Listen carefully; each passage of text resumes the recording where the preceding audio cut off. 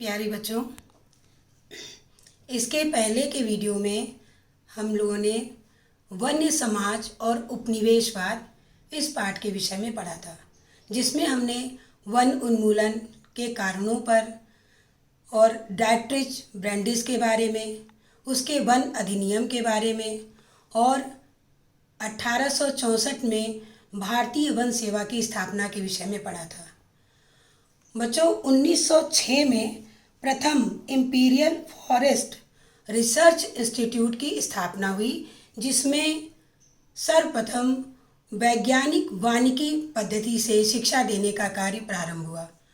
वैज्ञानिक वानिकी मतलब कि जो प्राकृतिक रूप से विभिन्न विशेषताओं से युक्त विभिन्न प्रजातियां वृक्षों की थी, उनको काट करके एक लाइन से एक सीधी लाइन में दूसरे वृक्षों को लगाना था, जिसमें पोपलर के वृक्ष उस समय बहुत अधिक लगाए गए, क्योंकि एक लकड़ी का ये बहुत अच्छा माध्यम था। इसके अलावा वन अधिकारियों द्वारा वनों का भली भांति निरीक्षण किया गया। यह भी तय किया गया कि प्रतिवर्ष बागानों का कितना प्रतिशत भाग काटा जाएगा। साथ ही वन को व्यवस्थित करने के लिए अनेक प्रकार से वन योजनाएं भी बनाई गई। डायट्रिच ब्रैंडिस ने जो 1865 में भारतीय वन अधिनियम को सूत्रबद्ध किया था, उसमें बाद में आगे चलकर 2 बार संशोधन हुआ। पहली बार संशोधन हुआ सन 1878 में और दूसरी बार 1927 में। पहली बार जब 1878 में संशोधन हुआ तो उसमें वनों की 3 श्रेणियां बनाई गई। वनों को 3 श्रेणियों में विभाजित किया गया। पहला था आरक्षित वन, दूसरा था सुरक्षित वन और तीसरा था ग्रामीण वन। जिसमें आरक्षित वन जो थे, उनमें उन वनों को रखा गया जिनकी लकड़ियां व्यावसायिक दृष्टि से बहुत कीमती और बहुमूल्य थी। तो इस प्रकार बच्चों, ये आपकी वैज्ञानिक वानिकी शिक्षा के विषय में हमने आपको बताया। बच्चों, वन अधिनियम कानून जो बनाया गया वनों की सुरक्षा को देखते हुए, उस वन अधिनियम का प्रभाव क्या पड़ा, आज हम इस पर चर्चा करेंगे। वन अधिनियम लागू होने के पश्चात सबसे पहले लोगों के जनजीवन पर क्या प्रभाव पड़ा, यानी पहला हमारा बिंदु है लोगों के जनजीवन पर इस नियम का, इस कानून का क्या प्रभाव पड़ा।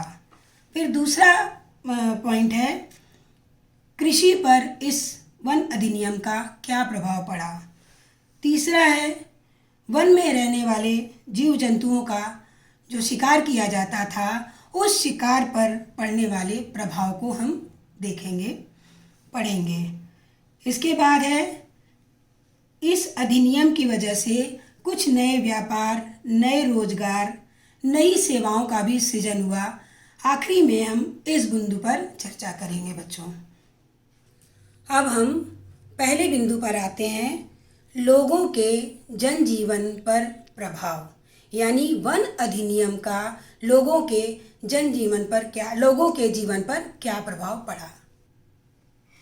वन अधिनियम लागू होने के पश्चात वन में रहने वाले लोगों और गांव में रहने वाले लोगों ने अनेक कठिनाइयों का अनुभव किया।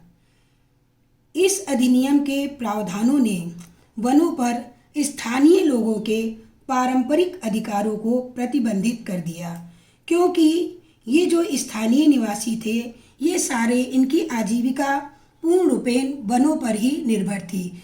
चाहे वो ईंधन की व्यवस्था करनी हो, चाहे वो पशुओं के चारे की व्यवस्था करनी हो, इनकी सारी आपूर्ति जो थी वो जंगलों से ही होती थी। लेकिन इस नियम कानून के बनने के बाद ये उनके जो पारंपरिक अधिकार थे वो प्रतिबंधित हो गए। वन में रहने वाले समुदायों की अधिकांश पारंपरिक गतिविधियों को इस अधिनियम के द्वारा अवैध घोषित कर दिया गया। अब अगर जंगल में कोई भी लकड़ी काटते हुए पकड़ा जाता था तो जो वहाँ पे गार्ड होते थे, सुरक्षा के लिए लगाए जाते थे, वो उन्होंने उनसे रिश्वत लेना प्रारंभ कर दिया। जो भी लोग लकड़ी की चोरी करते हुए पकड़े जाते थे उनको वो रिश्वत देनी पड़ती थी। इसके अलावा वनों से जो मिलने वाले उत्पाद थे जैसे कंद मूल, फल, पत्ते, लकड़ियाँ, औषधीय गुणों से युक्त जड़ी बूटियाँ, ये सब जो थी वहाँ के निवासियों के लिए गैर कानूनी हो गई। यानी अब वो जंगल से इन सब चीज़ों को नहीं प्राप्त कर सकते थे। तो इस प्रकार जो उनकी जो रोज़मर्रा की गतिविधियाँ थीं अब धीरे धीरे वो गैर कानूनी बनती जा रही थी, जिससे वहाँ के रहने वाले लोगों का जीवन कठिनाइयों से घिर गया।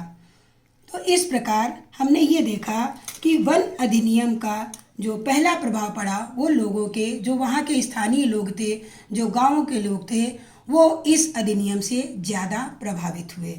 अब हम दूसरे बिंदु की बात करेंगे। बच्चों, हम चर्चा करेंगे दूसरे बिंदु पर कि इस कानून को बनाने से, इस वन अधिनियम के वजह से कृषि पर क्या प्रभाव पड़ा। यूरोपीय उपनिवेशवाद का सबसे अधिक प्रभाव जो पड़ा वो झूम कृषि पर पड़ा। झूम कृषि को ही घुमंतु कृषि या स्थानांतरित कृषि भी कहते हैं। झूम कृषि का मतलब होता है कि जंगल के कुछ भागों को समय समय पर काट दिया जाता था या जला दिया जाता था, जिसके फलस्वरूप इस भाग पर मानसून की जब पहली बारिश होती थी तो उसके पश्चात बीजों को बो दिया जाता था और अक्टूबर नवंबर में ये फसल काट ली जाती थी।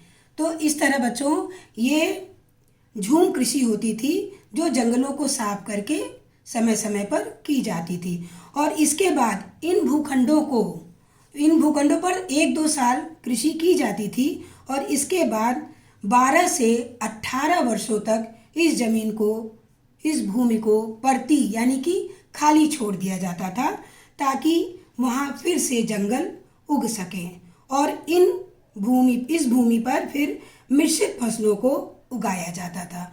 तो इस तरह बच्चों झूम कृषि जो उस समय प्रचलित थी उस पर भी इस वन अधिनियम के कारण रोक लग गई, क्योंकि यूरोपीय वन रक्षक जो थे उनके अनुसार जो ये झूम कृषि है ये जंगलों के लिए बहुत हानिकारक है, क्योंकि उनका ये मानना था कि जब जंगलों में आग लगाई जाती है ज़मीन को साफ करने के लिए या खेती करने के लिए, तो उस आग में जंगल के बहुत से बहुमूल्य वृक्ष भी जल जाते थे, उनके जलने का खतरा बना रहता था।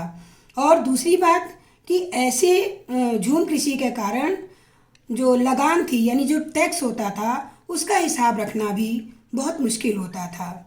तो इसलिए इस खेती पर यूरोपीय वन रक्षकों ने रोक लगा दी, जिसके कारण बहुत से समुदाय के लोग जो थे उनका व्यवसाय उनसे छिन गया, उनकी जीविका उनसे छिन गई और वो इधर उधर जीविका के चक्कर में घूमने लग गए। और कहीं कहीं पर कुछ लोगों ने इस वन अधिनियम का विद्रोह भी किया ताकि उनकी कृषि कार्य जो है वो होता रहे, लेकिन ऐसा संभव नहीं हो सका। तो इस तरह इस वन अधिनियम से जो एक परंपरागत झूम कृषि हुआ करती थी उस कृषि पर पूर्णतया रोक लगा दी गई। हमारे ख्याल से बच्चों आपको समझ में आ रहा होगा, हमने आपको इसीलिए अलग अलग बताया कि झूम कृषि जो है उसको 2 नामों से और जानते हैं। एक तो उसको स्थानांतरित कृषि कहते हैं और या तो उसे एक घुमंतु कृषि, क्योंकि जगह जगह जंगलों को साफ करते थे और जहाँ जहाँ जंगल साफ करते थे वहाँ खेती करते थे और खेती करने के बाद ये पुनः उस स्थान को छोड़ करके दूसरे स्थान पर फिर जंगलों को साफ करके वहाँ फिर खेती करने लग जाते थे, इसीलिए इसको घुमंतु कृषि भी कहा गया है। तो इस तरह बच्चों आपको ये झूम कृषि या स्थानांतरित कृषि या घुमंतु कृषि अच्छे से समझ में आ गया होगा और इस कृषि पर वन अधिनियम का क्या प्रभाव पड़ा ये भी आपको समझ में आ गया हो। अब हम तीसरे बिंदु पर आते हैं, शिकार पर पड़ने वाला प्रभाव। इस वन अधिनियम का शिकार पर भी प्रभाव पड़ा। वन अधिनियम से पूर्व जंगलों में या उसके आसपास खेती करने वाले छोटे लोग जानवरों का शिकार कर अपना जीवन यापन करते थे। यह पारंपरिक प्रथा थी, लेकिन इस वन अधिनियम के पश्चात ये पारंपरिक प्रथा भी गैर कानूनी हो गई। वन जिसके परिणाम स्वरूप शिकार करते हुए पकड़े जाने वालों को अवैध शिकार के लिए दंडित किया जाने लगा और शिकार करने के इस अवैध माध्यम को उपनिवेशवादियों द्वारा पोचिंग कहा गया।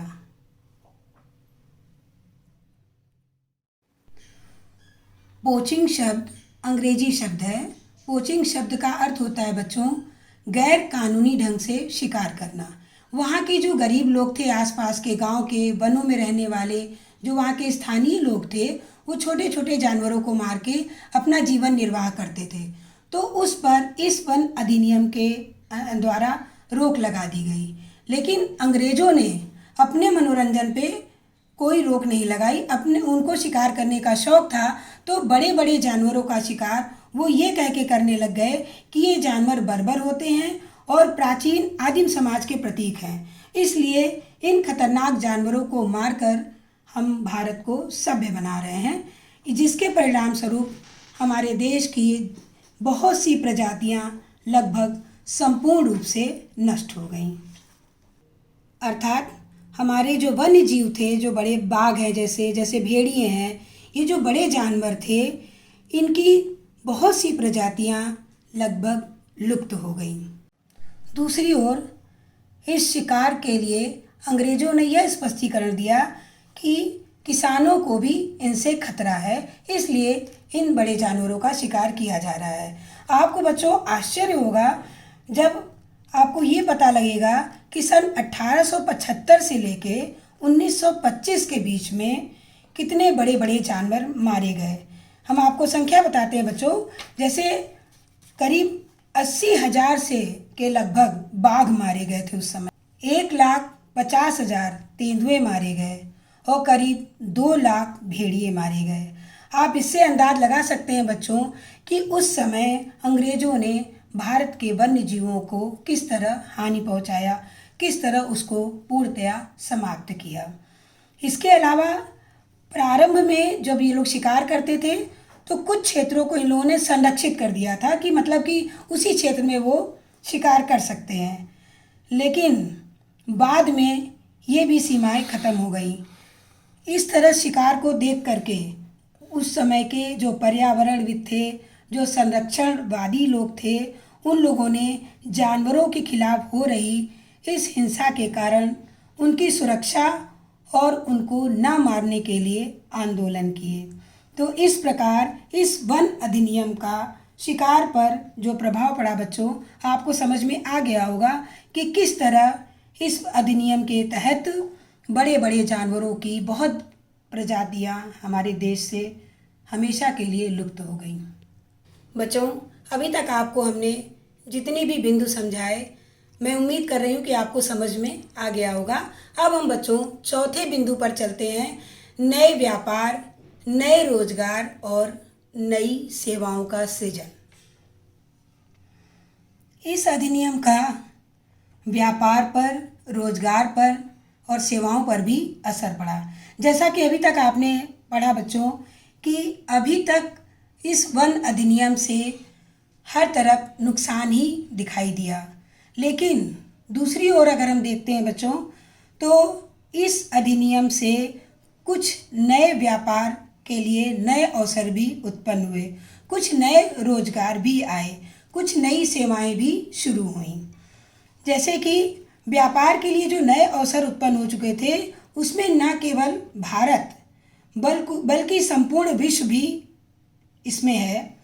उदाहरण के तौर पे हम ब्राज़ील का उदाहरण दे सकते हैं कि ब्राज़ीली अमेज़न के मनुदुरुक समुदाय के लोगों ने व्यापारियों को रबड़ की आपूर्ति बराबर होती रहे, उसमें दिक्कत ना हो, इसके लिए जो जंगली रबड़ के वृक्ष थे उससे वो लोग लेटेक्स एकत्रित करने लगे। लेटेक्स बच्चों एक द्रव होता है जो जंगली रबड़ के वृक्षों से निकलता है। तो इस तरह उन लोगों को ये कह सकते हैं कि एक नया काम उन्हें मिला। भारत में जो वन से जो भी मिलता था, लकड़ी है, ईंधन है, या औषधियाँ हैं, या जड़ी बूटियाँ हैं, जो भी हमें जंगलों से प्राप्त होता था, उसका व्यापार बहुत बड़े स्तर पर मध्यकाल से ही हो रहा था। और अंग्रेजों के आगमन से इस व्यापार में कोई भी परिवर्तन नहीं हुआ, बल्कि ये नियमित रूप से जैसे पहले से चला आ रहा था वैसे ही होता रहा। ब्रिटिश सरकार ने निश्चित क्षेत्रों में जो यूरोपीय व्यापारी थे वहाँ के, उनको वन से संबंधित सभी व्यापार का एकाधिकार दे दिया। यानी वन में जो भी उत्पन्न होता था उनके व्यापार का एकमात्र अधिकार इन यूरोपीय व्यापारियों को दे दिया गया, जिससे यूरोपीय व्यापारियों ने बहुत मुनाफा कमाया। इस प्रक्रिया के कारण मद्रास प्रेसिडेंसी के कोरावा, कराचा, येरुकुला जैसे अनेक चरवाहे और जो घुमंतू समुदाय थे उनको अपनी जीविका खोनी पड़ी। यानी जो ये घुमंतू समुदाय के लोग थे, आदिवासी लोग थे, कोरावा, कराचा, येरुकुला, ये चरवाहे प्रजाति के लोग थे, इन सब की जीविका खतरे में पड़ गई ये वन अधिनियम आने के बाद। और इन जातियों को अपराधी कबीले भी कहा जाने लगा और इनसे ज़बरदस्ती फैक्ट्रियों में, खदानों में, बागानों में सरकार की निगरानी में कार्य करने के लिए मजबूर भी किया गया। यानी हर तरह से इन समुदायों का या इन चरवाहों का शोषण ही हुआ। तो इस तरह अगर कहीं नए व्यापार, नई रोजगार मिले तो कहीं पर जीविका को खोने का भी कष्ट लोगों को सहना पड़ा इस अधिनियम के कारण। इसके अलावा इस अधिनियम से लोगों की जीवन शैली में कोई सुधार नहीं हुआ। संथाल, उरांव, गोंड जैसे जो ये आदिवासी लोग थे, इन आदिवासियों में से पुरुषों और महिलाओं सभी को असम के चाय बागानों पर भर्ती कर दिया गया। और सबसे बड़ी बात यह है बच्चों कि इनसे जो असम के चाय बागानों पे काम करवाया जाता था उसमें मजदूरी के नाम पर बहुत कम उनको दिया जाता था। और परिस्थितियां वहाँ की इतनी गंभीर थी कि एक बार अगर ये आदिवासी जनजाति के लोग अगर एक बार उस काम को करने लग जाते थे तो इसके बाद उनका वहाँ से वापस अपने गांव को लौटना बहुत मुश्किल था, बहुत दुर्लभ था। तो इस तरह बच्चों आप ये देख रहे हैं कि इस वन अधिनियम का औपनिवेशिक काल में हमारे समाज पर, हमारे समाज के लोगों पर, हमारे कृषि पर, हमारे शिकार पर और वहाँ के आदिवासी लोगों, जनजातियों, स्थानीय लोगों या वहाँ जो आसपास के गांव में रहने वाले गरीब लोग थे उनके जीवन पर क्या प्रभाव पड़ा। बच्चों अब हम ये उम्मीद करते हैं कि आपको पाठ समझ में आ गया होगा। फिर भी अगर आपको कहीं कोई दिक्कत हो इस पाठ में तो आप हमसे व्हाट्सएप पे कॉल कर सकते हैं, मैसेज कर सकते हैं और आप हमसे पूछ सकते हैं। अब हम आपके सामने जो हमने आपको पढ़ाया है उसका सारांश आपके सामने रखने जा रहे हैं। आप कॉपी निकालिए, पेन ले लीजिए और इसको नोट कर लीजिए। तो इसके आगे जो आप अभ्यास प्रश्न करते हैं उन प्रश्नों के उत्तर को देने में आपको सुविधा होगी। तो आप कॉपी निकालिए बच्चों, पेन निकालिए और नोट करिए। ये सारांश हम बताते हैं आपको। भारतीय वन सेवा सन 1864 में इसकी स्थापना हुई थी। फिर इसके बाद है भारतीय वन अधिनियम। ये 1865 में डॉक्टर ब्रेंडिस द्वारा सूत्रबद्ध किया गया था, जैसा कि हम आपको इसके बारे में पहले भी बता चुके हैं। ये जो 1865 में भारतीय वन अधिनियम बना था उसका संशोधन 2 बार हुआ था। उसमें 2 बार संशोधन हुआ था। एक पहला संशोधन हुआ था सन 1878 में और इस संशोधन के द्वारा जंगलों को, वनों को 3 श्रेणियों में बांटा गया था। पहला आरक्षित, दूसरा सुरक्षित और तीसरा ग्रामीण। जिसमें आरक्षित वनों में वो बनाए जिनकी लकड़ियाँ बहुत व्यवसाय की दृष्टि से बहुत बहुमूल्य और कीमती थीं। इसके बाद 1865 के वन अधिनियम में जो दूसरा संशोधन आया वो सन 1927 में आया। अभी हमने आपको इसके पहले बच्चों बताया था कि वैज्ञानिक वानिकी शिक्षा पद्धति प्रारंभ हुई थी, तो इसके लिए 1906 में देहरादून में इंपीरियल फॉरेस्ट रिसर्च इंस्टीट्यूट की स्थापना की गई, जहां पर वैज्ञानिक वानिकी विधि से शिक्षा दी जाती थी। और वैज्ञानिक वानिकी के विषय में हम इसी वीडियो में आपको शुरू में विस्तार से बता चुके हैं बच्चों। आपने नोट कर लिया होगा बच्चों सब, आप इसको नोट करके रखिए। कल जब मेरा क्लास होगा तो उस क्लास में हम आपको जो आज पढ़ाए हुए हैं उसके विषय में ही, उससे संबंधित ही प्रश्न रखेंगे और हमें उम्मीद है कि आप पूरी तैयारी के साथ कल ऑनलाइन पढ़ाई के लिए आएंगे।